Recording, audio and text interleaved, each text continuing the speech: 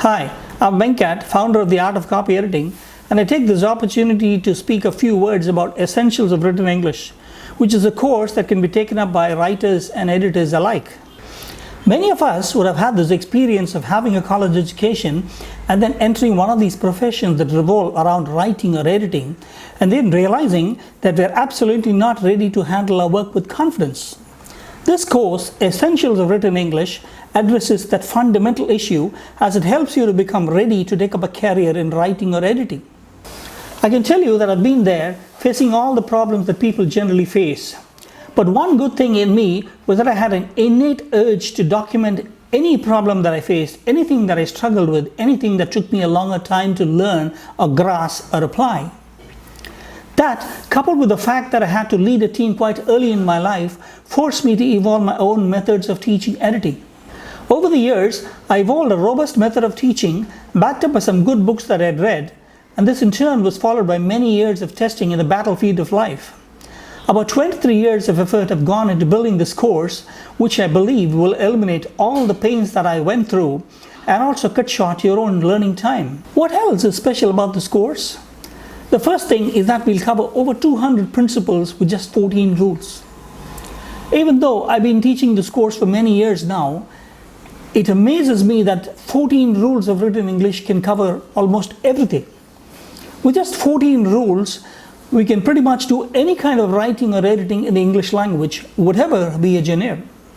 The key is to know what to apply where, which is something anybody can learn as they start applying the principles outlined in this course. The next wonderful thing is that the rules are arranged in such a way that each rule leads to the next. The most important element in a sentence is the subject. So we start with the problems associated with the noun, namely the apostrophe. When we add a verb to a noun, we have a sentence. But the verb in turn can decide whether we can add something more. And this in turn can bring in a whole lot of possibilities. Let us look at a few examples. I want food. I want to sleep. I slept. I slept on the couch. I slept on the couch till 3 a.m. I slept on the couch till 3 a.m. when I woke up and realized that I'd been in a strange, eerie world. No matter what we add into a sentence, it must always satisfy one important condition, that it always represents one complete unit of thought. This definition of a sentence is important as it is the basis of all that we're going to learn. Our thinking process is fragmentary in nature and therefore constantly at loggerheads with this definition of a sentence. We don't use sentences to think, we think in a fragmented way. In fact, there can be 3 levels of fragmentary thinking, all of which can adversely affect our comprehension of a sentence. It is against this definition of a sentence that we are going to constantly check everything that we are going to write. Now, let's take it further. When we look at a simple subject-verb-object arrangement, we can have a listing of the subjects, verbs, or objects, and so we discuss the use and non-use of the serial comma. When we bring in a subject and a verb together, we discuss subject-verb agreement. When we attempt to write clear sentences, we look at essential and non-essential elements. And when we bring in more and more things into a sentence, we bring in the concept of keeping related words together so that comprehension is not lost. Keeping related words together is not something that we will use only for writing long sentences. In fact, it is the central rule, the pivot around which everything revolves. We'll use this rule to prove by simple logic whether a sentence is right or wrong, all within a basic definition of a sentence. We can also have sentences that do not begin with a subject. So we discuss the principle of introductory constructions.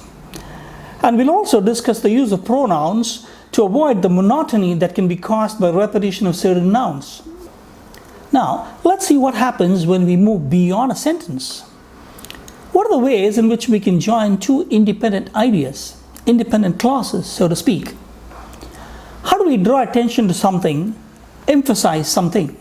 We can of course use italic, boldface, but is there a way to draw attention to something without using these typographic improvisations, using just plain text? We talked about our thinking process being fragmentary in nature. Is there a way to accommodate the twists and turns of the thought process in a piece of writing? All these lead us to discussions on the semicolon, colon, and the dash. We then move on to elegance of expression, where we introduce the principle of parallelism and the concept of using the most minimal words to convey what we want to convey. So you see how these rules are all connected. And within this progressive journey, we'll still cover 200 principles of writing. Overall, the course will help you to become confident with your basic language skills, help you to do things much better than most people, and thereby earn more. This is not all. We also have some intermediate and advanced courses in editing, all of which are based entirely on this course, which is why we call it as Essentials of Written English. So press the blue button below which says I want to take this course. You'll be asked to choose one of 4 options. Go through each of the options and choose the one that suits you.